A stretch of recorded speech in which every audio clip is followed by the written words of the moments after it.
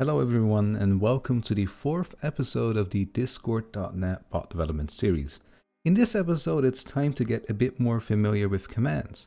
How do they work? What features do they have? And how can we make our own commands? Let's get started.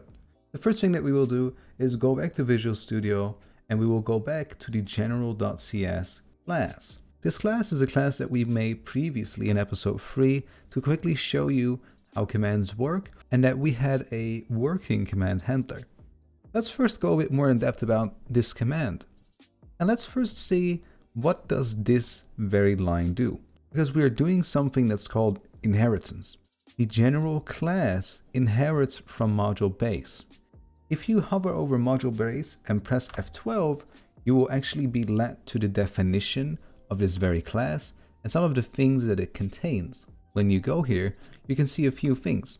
The first thing is that you can see the type called context.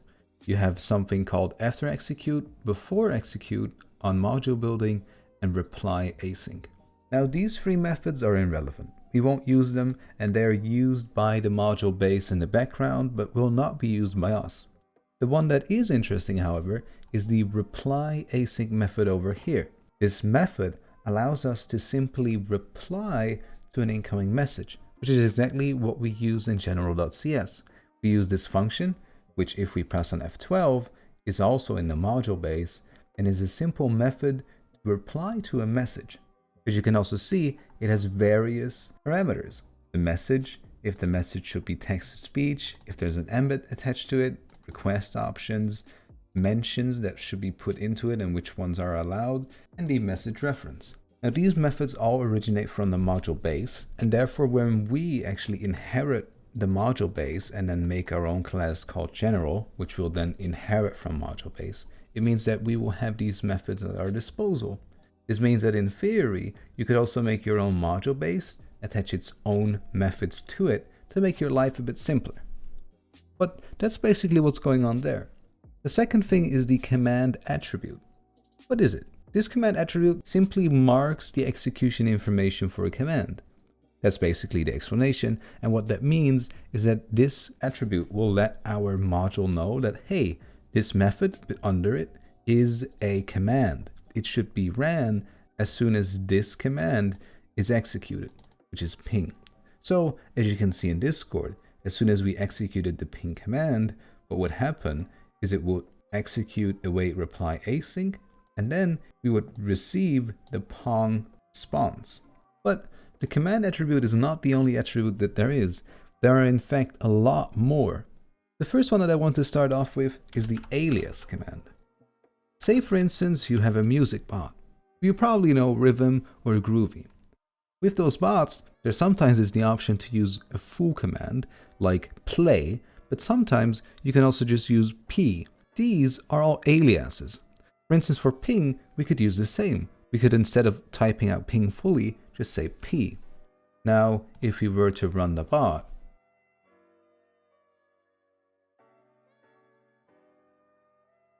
head over to Discord and now say !p, we would immediately get a response because now it listens to all aliases as well, and we have an alias that's called p.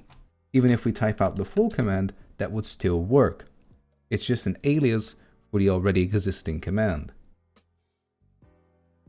A nice thing is that you can add as many as you wish, because the parameter is not just a string, it's an array of strings. You can provide as many as you want. They can be pin, they can be test, and all of these will now work as soon as you start running the bot and head back to Discord. So now if we do !test, we would also get the response. It's a pretty nice attribute, and it can be really useful when you want to make it a bit easier for your users. Let's look at some more attributes. For instance, there's an attribute called require user permission. This is a nice attribute that you can use to check if a user has a certain permission. This can be channel permissions, guild permissions, all kinds of permissions that you might want to check. For instance, let's say that we want this command to check for guild permission administrator, meaning that only people with administrator permissions will be able to execute this command. Then you would simply do it like this. Now if we get rid of the namespace we can hover over guild permission, press the light bulb, and say using Discord. This means that as soon as someone tries to execute this command without having administrator permissions, it will fail. Let's give it a try. We run the bot, head back to Discord, and let's see what happens when I try to run it. It will work, but if I now head over to my old account and say ping here, I will not get a response. Now you might have expected an error there, but remember, we have not yet implemented any error handling. So right now, when an error occurs while executing your command, it will simply do nothing. Let's head back to Visual Studio, because there is even more. When we head over to the next attribute, we can also check for a bot to have a certain permission. This might be useful if your command, for instance, changes something about the server or the channel, and then you want to make sure that your bot's actually capable of making that very change. So you could, for instance, check, does this bot also have administrator permissions? Now, if you run the bot again, we go to Discord and we run the ping command again, it will respond because the bot has administrator permissions, just like we added it previously. But if we head to the settings, go to the server roles, edit the watermelon role, and take away its administrator permissions, and then try to run the ping command again, it will not be able to because it's missing the administrator permissions. But now, if we go back again to the roles, the watermelon role, permissions, and give it the administrator permissions again, you will see that it will respond again because now it has the required permissions. Therefore, the preconditions are met. The next attribute is pretty simple. It's called require owner. This is a very simple attribute that you can use in order to check if the person that's executing the command is the owner of the bot. Because this is also a precondition, it actually replaces the require user permission, so we will quickly get rid of that. But keep in mind, you can still use these two if you, for instance, want to just check this. But since I find them a bit unnecessary, I will just get rid of them for now. If you run the bot, head back to Discord, and I execute it, it will work perfectly fine since I am the owner of the bot. But if I go to my alt account and run the command again, it will no longer work because my alt account is not the owner of the bot. The common misconception is that this attribute is actually for the server owner. That's not true. This is only for the bot owner. So this does not check whether or not the person executing this command is the owner of the server, but if the person executing the command is the owner of the Discord bot. The next attribute that we can use is require Nsfw. This might be very useful for commands that have not safe for work content. Basically, this attribute makes sure that the channel that you're trying to run this command in has Nsfw enabled. So if we run the bot now, go back to Discord, and we try to run this command in here, it will not work. If we create a new channel called Nsfw and then enable Nsfw channel, then you will see that if we enter this and now try to run the ping command, it will work perfectly fine because again the condition is met and this channel is Nsfw. There are more attributes that you can use, and you can simply find these by just typing in something random here, going all the way back, and then pressing on this filter, which will only show classes.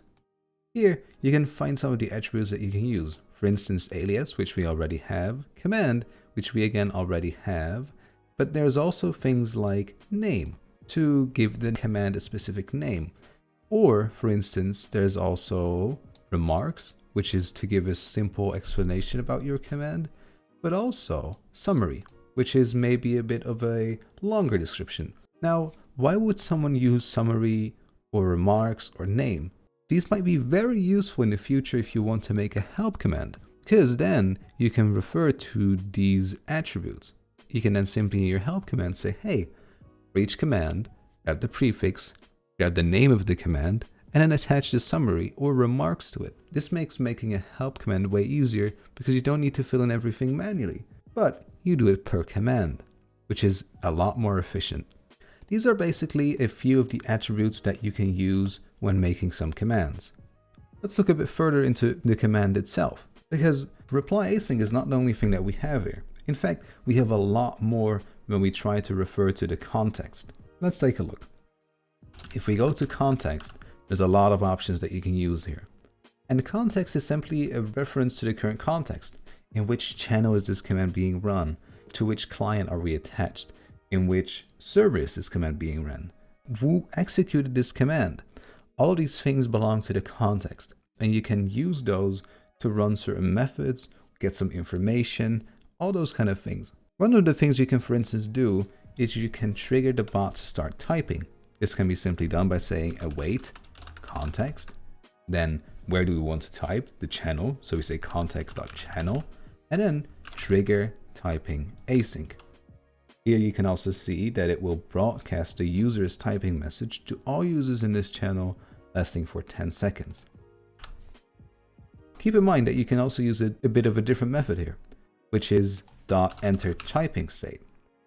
This works a bit different because this will keep going until a returned object is disposed. A bit of a simpler way to put that is as soon as you, for instance, reply with a message, it will stop typing. We will use trigger typing async for now, because this also basically does the same. Then, instead of using reply async, you can also just send a message using the context.channel, because that's where we want to send the message, and then send message async. And then we just say pong. You can also even send a file by using await context.channel.send file async to just send a file. There's a lot more methods that you can use, and you can find all of them by just using the period and then look at all these suggestions that you can see. Then again, channel is not the only thing you can use. You can also use the user, referring to the person that executed the command, and for instance send them a message. And then say, hey, this is a private message. Just like that. Let's give it a try. We run our bot, head to Discord, and let's go to the general channel and say ping.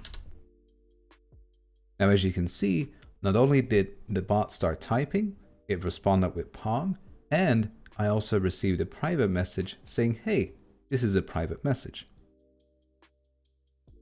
If we go back to our code, there's also things that you can do with the server.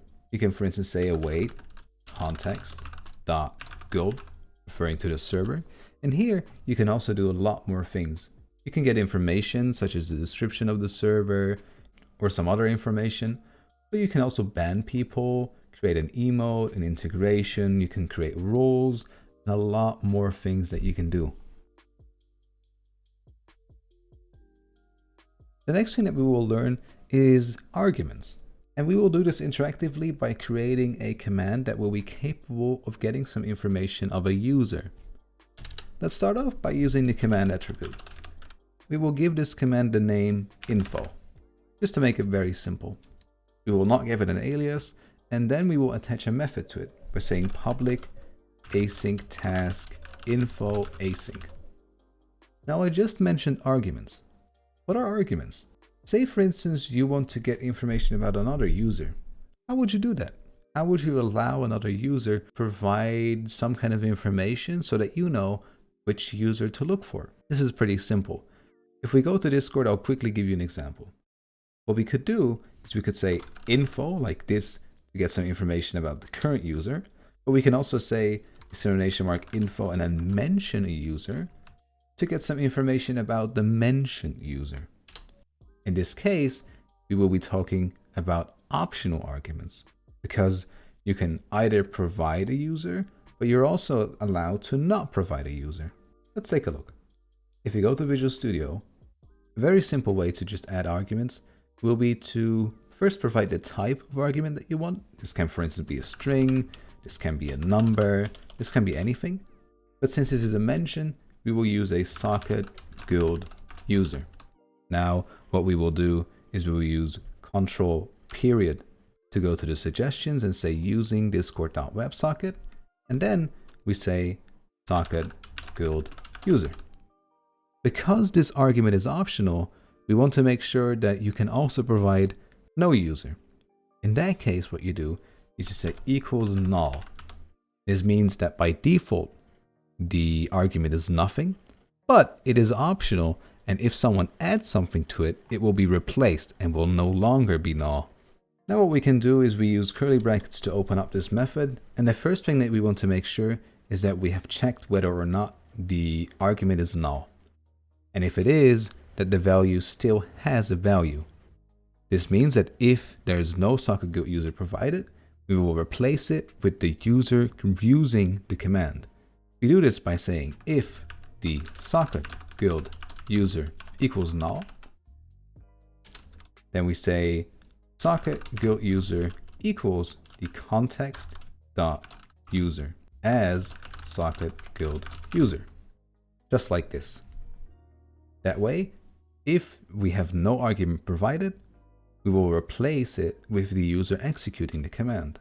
The next thing that we can do to display some information about the user is to just reply. Let's use the method await reply async to return some information about the user. A nice thing that we can do here is use $sign. The $sign, if you put that in front of a string like this, it allows you to use variables within a string as long as you put curly brackets around them. For instance, if we were to say ID, so we're going to display the ID of the user, we can use curly brackets and say socket guild user dot ID, which will then display the ID of the user that was either mentioned, or if none was mentioned, the current user. Then we create a new line by saying \n. Then what we can do is we can, for instance, display their name and their discriminator. We do this by saying name, and then we say socket guild user dot username and the hashtag, and then socket guild user dot discriminator. So we nicely display their username and then the hashtag that they have. And then we of course create a new line, and another nice thing that we can display is, for instance, when their account was created. We do this by again using the $sign, quotes, and saying created at, and then we'll use the curly brackets. Don't forget to add a plus over here, and then we'll say created at, curly brackets, socket guild user dot created at, which will nicely display the date when this account was created. Let's give it a shot. Let's run the bot, head to Discord and say !info, which should return some information about us. As you can see, it gave me my ID, my name and tag, and the date and time when my account was created, plus the time zone. Now we can also try this by seeing if our argument is working. We do this by saying info at Paul Barris to, for instance, check this information. As you can see, it's not working. Why? Let's check our console. There's nothing really here, so that leaves us to wonder, why are we not able to check the information of this user? For that, let's head back in our code. Because we at this point have no idea what the error is, it's time to add some basic error handling. We do this by going to the command handler, and here we can bind a new event to the service, or the command service. Let's do this by saying this.service.command executed plus equals on command executed. This means that whenever a command is executed, we will run our own method. Press on the light bulb and say generate method command handler.on command executed. Now make sure you can make this task synchronous, and let's change the names of the arguments. Let's make this name command info, this one the context, command context, and this one the result. A simple way to check if the command had any errors is to just check if result dot is success, then we simply return. So in this case, we have an early return statement, which means that if the command was a success, nothing happens. If that's not the case, we can log the error to our console. But it is optional. You can also just give the error back to your user, which is a bit more convenient if you want to let them know what went wrong. But let's for now just simply return the error to the user, and later on we will actually also log it into the console. We do this by simply saying await command context dot channel dot send message async, and then we just say result dot error reason, and then end with a nice semicolon. This kind of works like the commands. We have a variable called command context. We have the channel, and then to the channel, we will send the error reason. Let's give it a try. If we head to Discord and we now run the command on this user, we get the message user not found. It is strange because the user is there and the bot should be able to see it. But this is where we finally bump into the presence intents. Since a while now, when you want to request information about other users, you need to enable presence intents. We do this by going to the browser, going to the Discord developer portals, and enabling the privileged gateway intents.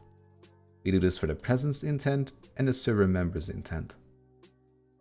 We then save the changes, and if we try to run the command now by saying info Paul Barres, the user will still not be found. This is because to let these changes take effect, we need to restart our bot.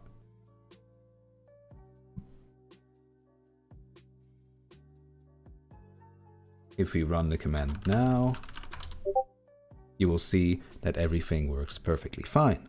I will leave a link down in the description below to explain a bit more about presence intents, why they need to be enabled, and why Discord made them. Keep in mind that as soon as your Discord bot hits over 100 servers, you're required to verify your bot to use these intents. That was it for this episode.